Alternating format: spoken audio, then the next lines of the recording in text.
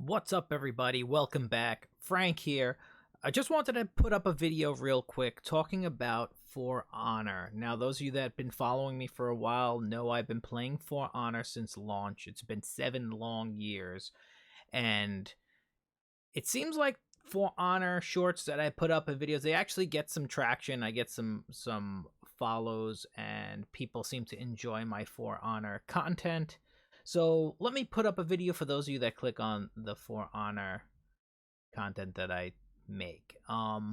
So first and foremost, this video is to talk about the state of For Honor 7 years in and the current state of the game. Now, it started in a very different state than it is in now. It was much slower. It was a different game, and they sped it up. You all know this already, because if you're clicking on this video, you play For Honor. So I want to touch on the current state of the game, the player base, some hero balance, talk about maybe some future heroes, talk about the community, and so on and so forth, and the future of the title, and maybe my wishes for the future of the title, to be more accurate. So anyway, the player base is shrinking. It's still there, but it's definitely shrinking. I mean, Ubisoft has done an amazing job keeping the game going for 7 years with its as small of a player base as it has, and giving us content. It's slow, but it's it's to be expected. Hero balance has been much better in recent seasons than it was in the past. I feel like the team working on the heroes now. I don't know if it's that they have a better idea of what they want than maybe the people that were working on the game in years past, or if it's just experience. Maybe it's even most of the people are the same team and they just are finally really getting into their own, and they've developed a really good system with it. Don't get me wrong, the heroes are nowhere near perfect, and one of the things that I always complain about is some characters have all the tools and some characters have less tools, and some characters it feels like they have no tools. So if I was working on the game, I would say that I think that every character should have the tools available. Like, I feel like every character should have an unblockable, some form of bash, and some form of anti-dodge, right? Those are main tools that I think each character has. Now, what would make it unique is how those characters get into those tools and how they access those tools.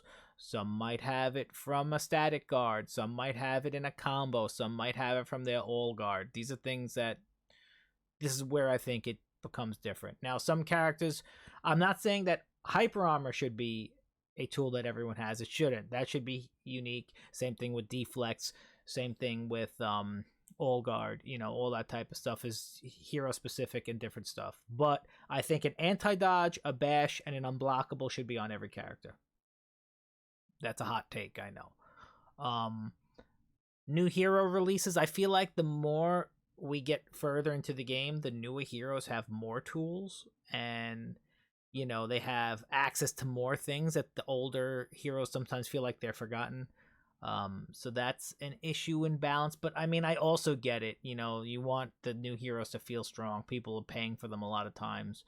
So, that's why a lot of times they release strong and they get nerfed a little later on. It's to give that incentive of, oh, I want to play the strong, broken character for a little while, and let me drop this $8. I buy almost every character that drops, so I'm guilty of it myself. Future heroes, I joke around about this a lot on the stream, right? And I'm like, oh, when are they just gonna give me a future soldier with my M16 and my fourth feet is we're gonna call in an aerial fucking bomb, a carpet bomb the area, right? Future soldier, call in the jets, call in the stealth bombers, we're gonna drop a nuke on the map. But I think that, and there was even times where I was talking about, well, we got all these characters, we got pirates, where's my mage, where's my wizard? I want my Gandalf with the staff, fighting with the staff, and his feats are magic abilities. So that's all fun and dandy, and these are things I joke about. But actually, I'm going to get into that a little later on in the conversation, okay? I think one of the problems with For Honor currently is the community. And I think that, and what I say about, when I say the community is a problem, it's probably just a small pocket, but I feel like there's a lot of toxic members of the community, and they make the game unfun in ways. Like, whatever, a teabag here and there is one thing, but I feel like the community is quick to blame, get toxic, send personal message, send hate mail, send derogatory things, have hateful emblems on their shields, and so on and so forth. And I'm nowhere like saying like, oh yeah, I'm a snowflake and things offend me like that. But at the same rate, it's like, I can understand why someone who's trying to learn the game, especially if there's someone new, let's say you actually convince somebody new to download the game, they're going to play 1 or 2 matches and be off, because they're going to be like, first of all, they're going to get crapped on. They don't really get the game, right? And then on top of getting crapped on, they're going to get teabagged and send hate mail. And then their own team, they're going to get hate mail from the people that are on their team saying, oh, learn to play, L to play noob. And then you're going to get hate mail from the enemy team saying, oh, get shit on, bro. I mean, I say that out loud, but I would never actually message someone and make them feel even worse about their performance, because, that's just a shitty thing to do. So if you do that, stop it. Stop it now. I'm going to slap your hand. Stop it.